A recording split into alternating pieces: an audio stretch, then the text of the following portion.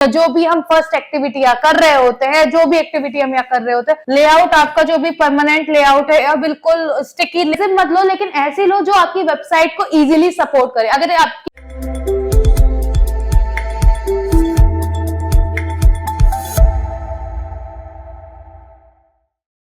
Hey guys, welcome back to our channel Skill People, and in this series of digital marketing जो topic हम cover कर रहे हैं that is algorithms। तो last classes में हमने बहुत सारी एल्गोरिथम्स बताया था और मैंने हर एल्गोरिथम के साथ आपको ये भी बताया है कि वो एल्गोरिथम किस ईयर में इंट्रोड्यूस हुई थी, किस पर्पस के लिए इंट्रोड्यूस हुई थी और उस एल्गोरिथम के हिसाब से आप अपने आप को किस तरह से ऑप्टिमाइज कर सकते हो। ऐसी एक और कोर वेब वाइटल एल्गोरिथम्स का इंट्रोडक्शन आज हम लेंगे इस क्लास में, जिसके बारे में हम बात करेंगे कि वो इतनी इंपॉर्टेंट क्यों है, कि उसे कोर अपडेट की तरह देखा जाता है। So let's get start with the video. So guys, आज हम बात करेंगे कोर वेब वाइटल के बारे में। ठीक है, ये जो है इसे हम दूसरे नाम से भी जानते हैं, that is Google page experience.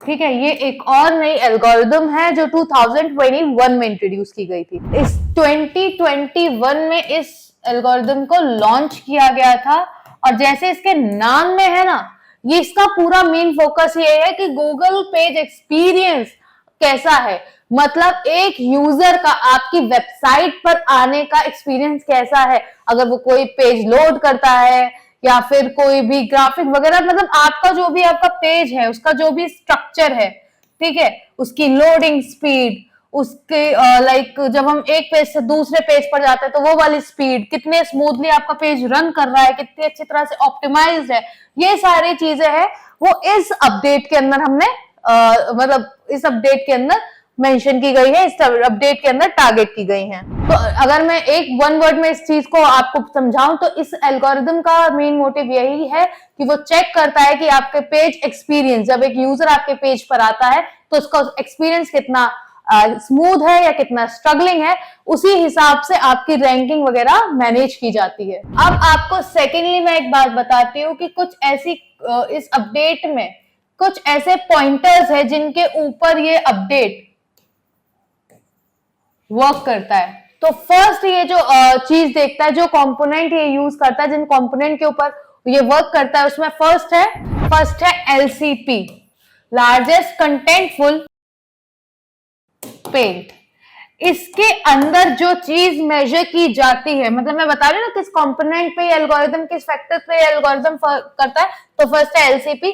यहाँ आपकी पेज लोडिंग स्पीड पर आपका ध्यान ज्यादा दिया जाता है कि आपकी पेज लोडिंग स्पीड कितनी है, कि अगर फोन में है तो फोन में कितनी है, अगर लैपटॉप में है तो लैपटॉप में कितनी है, मतलब ऑप्टिमाइज होनी चाहिए। आपकी जो स्पीड है वो 2.5 सेकेंड्स होनी चाहिए।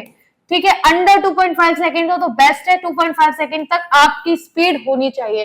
याद रखिए, ये जो एल्गोरिथम की अपडेट आई है वो 2021 में आई है, तो ये सब चीजें आपको ध्यान रखना है और यही आजकल मेजर स्टैंडर्ड है। मैंने बोला ना 3 से 4 सेकेंड वाला, ठीक है, अगर इस हिसाब से आप चलोगे तो लार्जेस्ट कंटेंट पेंट के हिसाब से, एलसीपी के नॉर्म्स के हिसाब से आपकी पेज स्पीड 2.5 सेकेंड होनी चाहिए। ठीक है, सेकेंड जो कंपोनेंट है जिसके ऊपर ये एल्गोरिथम वर्क कर रही है, that is FID, first input delay. ठीक है, ये FID की फुल फॉर्म है, फर्स्ट इनपुट डिले, और जिसमें आपकी ये जो अपडेट है ये इस चीज से फोकस करती है कि जब भी वेबसाइट को कोई पहला इनपुट या पहला कमांड दिया जाता है, या जो भी हम फर्स्ट एक्टिविटी या कर रहे होते हैं, जो भी एक्टिविटी हम या कर रहे होते हैं, वो कितनी स्मूथली रन करती है।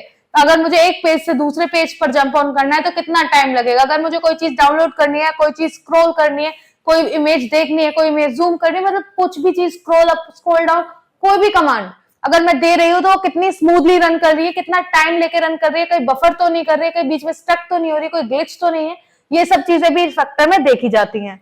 और तीसरा एक फैक्टर और है, that is CLS, cumulative layout shift. ये तीसरा कंपोनेंट है जो इस एल्गोरिथम में एक और चीज चेक करता है कि अगर आप एक पेज से दूसरे पेज पर जंप कर रहे हो या स्क्रॉल अप स्क्रॉल डाउन कर रहे हो तो आपका पेज का लेआउट कहीं शिफ्ट तो नहीं हो रहा। मतलब अगर आप ऊपर नीचे पेज कर रहे हो तो ऐसा कई बार आपने फोन में देखा, अक्सर ऐसी चीज फोन में होती है कि आप वेबसाइट फोन में देख रहे हो तो इधर ही उधर वेबसाइट का पेज इधर उधर शिफ्ट हो जाता है जहां जहां आपकी फिंगर जाती है। एक परफेक्ट जो फुल्ली ऑप्टिमाइज वेबसाइट होगी वो बिल्कुल स्क्रीन के अकॉर्डिंग वर्क करेगी, लेकिन एक स्क्रीन ऐसी भी होती है कि वेबसाइट से मिड में होती है, अगर आप इधर फिंगर करते हो तो वेबसाइट की स्क्रीन इधर हो जाती है, अगर आप इधर फिंगर करते हो तो वेबसाइट की फिंगर इधर, मतलब जैसे ही आपका फिंगर टच होता है, जैसे ही आप जो भी कमांड उसे देते हो वो वेबसाइट की स्क्रीन या वेबसाइट का जो भी लेआउट है अकॉर्डिंग टू द स्पेस वो वर्क करते। तो कोई ऐसा तो नहीं यहाँ कोई एक्स्ट्रा स्पेस है, या स्क्रोलिंग में अगर आप देखते हो तो स्क्रोलिंग में वो चीजें लेआउट आपका जो भी परमानेंट लेआउट है या बिल्कुल स्टिकी लेआउट है वो भी ऊपर नीचे लाइक शिफ्ट होना शुरू हो जाता है। तो ऐसा तो नहीं आपकी वेबसाइट का जो मतलब डिजाइन है वो फुल्ली ऑप्टिमाइज है भी डिवाइस के अकॉर्डिंग या नहीं। तो ये सब चीजें यहाँ देखी जाती हैं। गाइस अब तक हमने बात की है कि इन कंपोनेंट्स के बारे में और ये इस अपडेट के बारे में जिसे हम कहते हैं पेज एक्सपीरियंस अपडेट, और इसके कंपोनेंट्स के बारे में बात की है जिस जिस कंपोनेंट के अंदर ये सारी चीजें मेजर करता है। तो गाइस ये सब करने का एक ही मोटिव है कि अगर आपका पेज स्पीड स्लो है, पेज लोड होने में टाइम ले रहा है, या आपके पेज में जो भी एलिमेंट यूज हो रहे हैं वो आपके यूजर एक्सपीरियंस को खराब करते हैं, और एक बार अगर यूजर एक्सपीरियंस खराब हो जाए तो यूजर आपकी वेबसाइट से जंप करने लगता है, दूसरी वेबसाइट चूज करने लगता है, जिससे आपकी वेबसाइट का बाउंस रेट बढ़ जाता है। और बाउंस रेट बढ़ने का मतलब है अगर आपकी वेबसाइट का बाउंस रेट बढ़ रहा है तो ऑब्वियसली ऑटोमेटिकली आपकी रैंकिंग डाउन हो रही है। तो अब इस चीज के अकॉर्डिंग आप अपनी वेबसाइट को कैसे लाइक ऑप्टिमाइज कर सकते हो, अब हम उसके बारे में बात करते हैं। यूज्ड फास्ट सर्वर होस्टिंग का ध्यान रखिए, अपनी होस्टिंग जो भी खरीदिए, maybe I am not saying कि बहुत एक्सपेंसिव बिल्कुल एक्सक्लूसिव होस्टिंग आप खरीद रहे हो, नहीं, पर जो भी होस्टिंग आप चेक कर रहे हो उनकी आफ्टर सर्विसेज भी आपको देखनी है।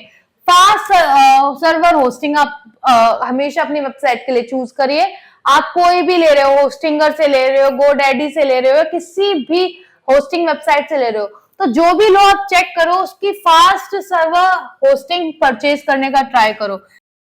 ठीक है, मोस्ट एक्सपेंसिव मत लो, लेकिन ऐसी लो जो आपकी वेबसाइट को इजीली सपोर्ट करे। अगर आपकी वेबसाइट पे एलिमेंट हैवी हैं तो आपको ये भी ध्यान रखना होगा कि आपकी होस्टिंग भी उस हिसाब से हो, मतलब उसके फीचर्स भी उस हिसाब से हो जो आपकी वेबसाइट के एलिमेंट झेल ले। अगर आपकी वेबसाइट मॉडरेट है, नॉर्मल है, ज्यादा आपने एलिमेंट्स नहीं लगाने तो आप उस अकॉर्डिंग होस्टिंग लो, पर ऐसी होस्टिंग लो जो आपके सर्वर को सपोर्ट करे।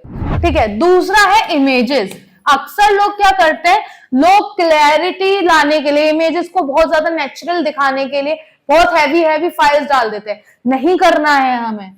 ठीक है, अपनी इमेज को मैंने आपको पहले भी बताया था कि वेब फॉर्मेट में लगाओ, वेब फॉर्मेट में वर्क करो बेटू। ये जो वेब फॉर्मेट है इसलिए ही आपकी वेबसाइट में कितनी भी इमेज आप लगा दोगे वेब फॉर्मेट में, लोडिंग स्पीड पर इतना असर नहीं लगेगा। लेकिन अगर आप इसे ही जेपीजी पीएनजी में लगा दोगे तो इनसे बहुत फर्क पड़ेगा। तो ये हमेशा याद रखो दैट वेब इमेजेस का आप यूज करें। Third, unused file.